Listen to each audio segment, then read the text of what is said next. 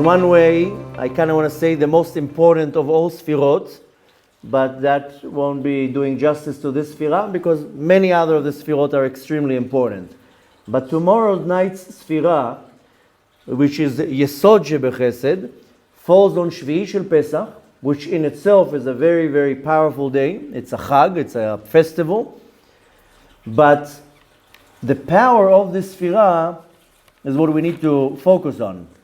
The sfirah is called Yesod of Chesed, the foundation of the Chesed, or more to say, Yesod is a covenant, is a Brit.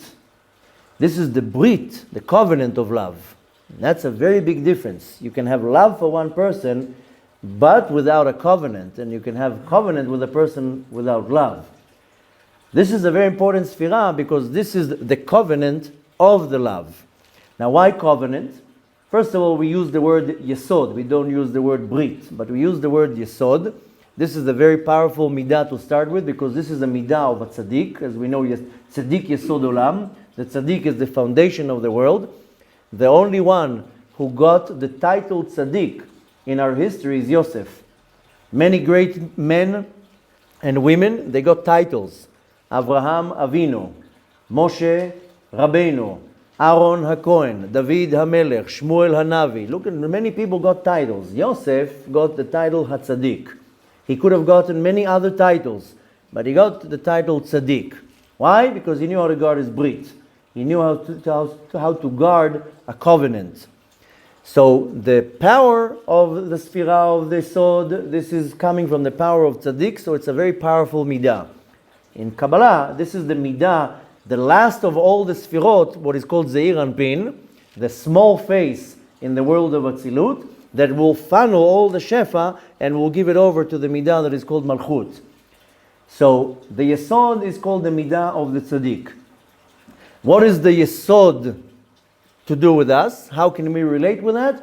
This is not only the power, but also the will and the desire to come into a covenant with somebody. Where do you see it in the most profound way? Is when a man and a woman love each other and they decide to come in the Brit Nisuim, to get into a covenant of marriage. They have to get into a covenant of marriage because after a certain while, you know what happens?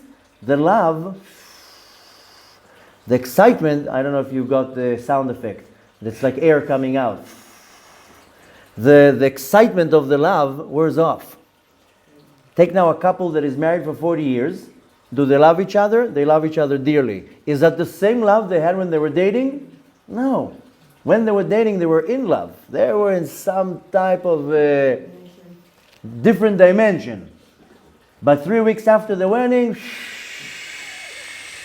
all the air came down, the excitement came down, and now start building the relationship, which is basically operating the covenant. So, when you have love towards another person, you want to come into a covenant. Why? Because the covenant is what's going to now keep the love together. Without a covenant, the love will not sustain. At some point, it will drift away. And you know where you actually see it practically? You see it in our generation that many people, they date, they don't want to get married. So they're dating for 10 years. And they live with each other. Sometimes they have kids with each other, but they're not married. That doesn't last and it will never last. Because it has to be a covenant. A covenant is a connection. The connection that is unbreakable. So, Yesod of Chesed, the foundation, the Brit of love, is that I go into a covenant with another person because of love. Not because of money. It's not a business transaction here. I can sign a deal now with another partner. We're going into partnership because we need each other. He has the money, I have the knowledge, he has the connection, I have the whatever it is, the merchandise. So this is a total different covenant because we help each other. When I was much younger, I remember when I went out of the Israeli army, I was in the army, and right away I pulled up my sleeves and I was like, okay, I need money. I want to make a lot of money. So I remember I went on an adventure. And at the time I used to be a bouncer in clubs, so I decided to throw a party. It was my birthday. I rented the club I rented the bar, I bought the alcohol, I rented the DJ, the bouncers, I made the whole event. And I had posters and flyers and I advertised it everywhere. And I was like, okay, I'm going to make a party. And how do you make money? On the door. And everybody was making fun of me, especially my best friend. My best friend was totally laughing at me for 6 weeks. Okay, came the night of the party, which was my actual birthday. This is going back like 25 years ago. Here in Israel, then I think I made close to 20,000 shekels about 25 years ago. This is tonight, now to make 25,000 is a lot of money. Oh, it was a big success. And of course, the next day I had a lot of partners. So after the great success, 2 weeks later, I started looking for the next place to do a party. My best friend who laughed at me for 6 weeks came and told me, let's go in it together. Together? Why do I need you? He's like, let's do it together. I also want to make money. I said, but I don't need you. He said, well, that's not nice of you. You're my best friend. I told him you weren't my best friend for the last 6 weeks when you were laughing at me. Now when you saw success and you want to be my partners, I don't need you. I don't need your money. I don't need your help. I don't need your wisdom. I don't need your connection. Why do I need you? So same thing here.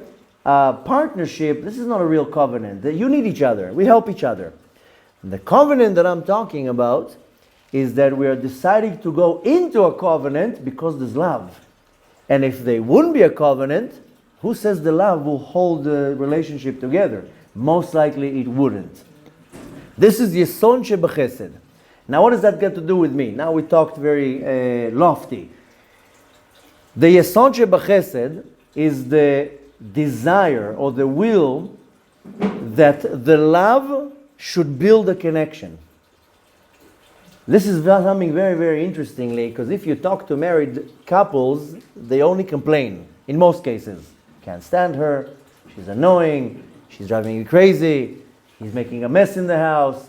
That's most, didn't hear so often couples talking, oh, my wife is amazing, my husband is so great. But when you are single, especially in our generation, people are single for a very long time. Oh, all day long, praying, remedies. They go to Amuka, they go to this, they jump on any grave that moves. They'll do any segula, also wear onion rings on their head. Whatever you tell them to do, any single individual, tell them to do something, they'll do it. All day long, they're praying for the shidduch. Finally, they get the shidduch. 60 years later, they don't complain. The whole time they complain. So this is the joke here, that for the single ones, they're constantly longing to be married. Some of them are saying, I have to be careful what I wish for myself, because I'm going now into a roller coaster here. So, but before I met my other half, my dream is to build this connection, to build a nest, to have kids together, to grow together. Oh, you have these very noble thoughts and how I want to settle. And a year into the marriage, these are not the thoughts you have. You have different thoughts already. But again, Yesod of Chesed is the desire that the love that I have for another person should build a relationship and a commitment. And again, this brings us to the question, the great question, why people get married. Because they want to build a relationship. Now, if we need to kind of order the terms, so we're using the term love a lot. In this week especially, the week of love, the week of Chesed, then love can be a covenant between two souls. When I go and marry my wife, the covenant right now is between my soul and her soul. Because if it's all done the right way, according to the Torah, then the Kadosh Baruch Hu sews the souls together. Really, before we even start, this is what the Zohar says, that before the soul is ready to come down to the world, before it's ready to take that bungee jump, but without the rope, then stands an angel and cuts the soul in half, and one half of the soul falls into the female body, and one half of the soul will fall into the male body. And then one will be born in Sydney, Australia, one will be born in New York, America. Somehow 40 years later they meet. But if they have a kosher chuppah, then in the chuppah, while they're next to each other, specifically when the bride is surrounding the groom 7 times, then the Kadosh Baruch Hu sews the neshama together, and they come together. So one can say that love is the covenant between 2 souls. But another way of looking at the word love, or the definition of love, love is the bridge that will cross a huge canyon or a huge abyss of 2 separate worlds. Because when you have a man and a woman, one came from here, another one came from here. I grew up in Israel, my wife grew up in America. 2 different worlds, completely different worlds. Everything was different, but the love is the bridge that puts these 2 worlds together. So one way you can look at it, this is the covenant between 2 souls. Also, more practical, this is now the bridge to connect between one world to another world. It's all about connecting worlds. In this world you can destroy worlds, and in this world you want to connect worlds. This is all what we want to focus on. So when I do a covenant, and I'm talking about marriage, but you can relate with it whatever you want. When I do a covenant, it gives me the power to be able to fight all these ups and downs in the relationships. There's no such a thing that the marriage is smooth and it goes smooth and good. No such a thing. This only works in the movies. But in real life, constantly there's ups and downs and ups and downs. Without a covenant, I will never be able to go in these ups and downs. I need the covenant. And it's not only with marriage, I'm constantly saying marriage, but it can be between 2 friends, it can be between business partners, it can be between me and my child. I have to have some type of power to sustain all these ups and downs. Now, how do I do this covenant, or what we say in Hebrew, likrot Brit? We see in the Torah there are many Britot. You know, the first Brit was between Avraham Avinu and the Kadosh Baruch Hu, Brit ben HaBetarim, the first covenant. There are many Britot, many covenants in the Torah, but how do you come to actually do a Brit like this? How do you come to do that? With the power of the Yesod of Chesed. From the Midah that is called Yesod of Chesed, what we're going to be counting tomorrow night. This is what gives me the power to come into this covenant. Now, we're constantly using the word covenant, but really the Midah is called Yesod. Yesod, the translation of Yesod is a foundation, but the Yesod has the power, the link, to connect 2 opposites. If you are able to connect 2 opposites, then you reach to the ultimate idea what the Kadosh Baruch Hu wants in this world, is to take 2 complete opposites. The Sphira of Yesod, that is the link, that is the ring that will connect 2 opposites. For example, if you're looking at something physical, Yesod is a foundation. If you're looking at the foundations of a building, what does the foundations do, really? They connect the building to the ground. Because if they wouldn't have foundations, the building would just be sitting on the ground. Right? So the foundation, the Yesod, is the power that connects now the building and the ground together. Now they're kind of one and they can be separable. I mean, of course they can, but for the time being. So, same thing here. The Yesod is the power that will connect 2 souls together. That's why when it comes to the opposite, the breaking of the Yesod, why is that considered such a severe sin? Because you're separating 2 things. Instead of creating a unity, you create a separation. So in the teachings of Kabbalah, the Yesod is this covenant. Now, what is the famous covenant that we know of? This is, of course, Brit Milah, the covenant that we have with the Kadosh Baruch Hu.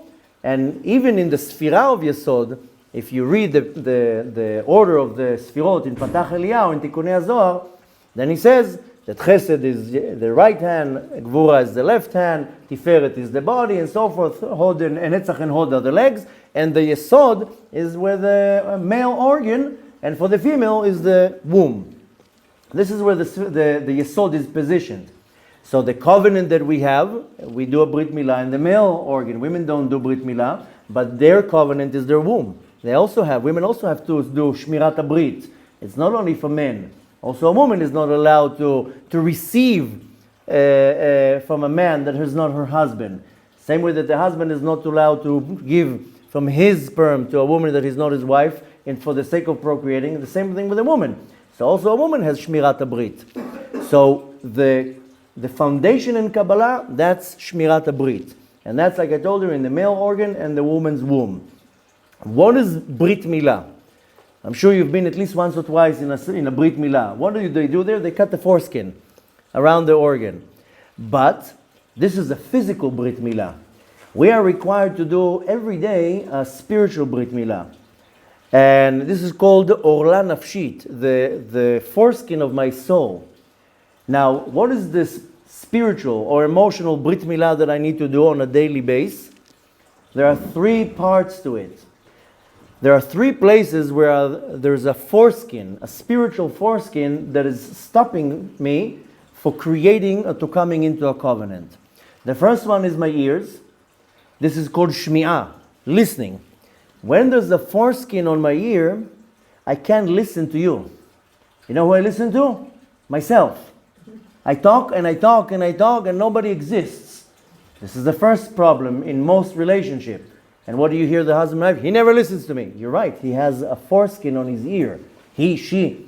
And again, it's not only in marriage, it's in any type of relationship. You can call it ego. I will call it now, based on the teachings of Kabbalah, the foreskin that's on your ear, that you can't hear. Wait a minute, somebody else has also something to say.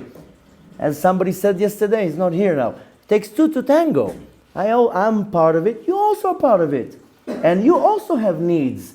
As my spouse, as my kid, as my partner, you have to know how to listen. And the next one, the next foreskin, is on my lips, on my mouth. It's called sefatayim. What is that? That it's stopping me from talking or for saying the right things, or from communicating the right way. Sometimes all it takes is one word. After a big fight, all you need to say is, I'm sorry, or thank you, or I love you. You finish the problem. So the foreskin on my mouth is stopping me from talking the right way. And the last and the hardest is on the heart, the foreskin that is on the heart. As we know from the Torah that it says, Umal Hashem et levavcha, Hashem will remove the foreskin of your heart. What is that? The ability, if I have my heart covered with a foreskin, I have the disability, or it's very hard for me to feel the existence of another person. I feel my existence. I need to be comfortable right now. And I can feel that you also have needs, that you're also a human being. So these are the three foreskins that are on our eyes, on our ears, on our mouth, and on our heart. This is the tikkun brit that we have to do on a daily basis. Women and men, same thing. So the tikkun brit that we want to focus on, and this is the sfira of Yesod of Chesed, is to remove the foreskin from our heart, from our mouth, and from our ears. And you want to do that on a daily basis. That's why tomorrow night is a very powerful night to do tikkun brit. And everybody has to do tikkun brit. There's no such a person in the world that doesn't have to do tikkun brit, one way or another. But this is a very, very powerful night. Some people stay up all night on Shvi Shel Pesach. They want to learn Torah all night. They want to prepare themselves. This is a very powerful night to approach that. Now, practically saying, take a person that is close to you, but the relationship is not the smoothest. And usually, there's a partition, a mental or emotional partition between the two. Try to find an individual that this partition that's causing the relationship to be a little bit rugged or a little bit not so smooth, because you think that you deserve more. You have to be very humble here. You can't come to this practical homework with ego. To move the ego away and say, now I have homework for the rest of the day. What is the homework? Find the relationship. The relationship is not so smooth, but it's not smooth because you think that you are the one that deserves more. He is the one at fault. She did this. No. I think I deserve more. Now, remove this partition, and you'll see that the relationship is running a little bit better. So this is only when you humble yourself. But this can only be done with the power of Yesod of Chesed, the foundation of the love of the covenant, to understand that in many times in the relationship, I am the problem. I am the one who's causing the separation because I think that I deserve more, or that I'm right, or that I am the more important one. And again, this is the result of the foreskin of my ears and on my lips and on my heart, because I can't see or feel or be sensitive to the feelings or to desires or to the existence of another person that exists in front of me.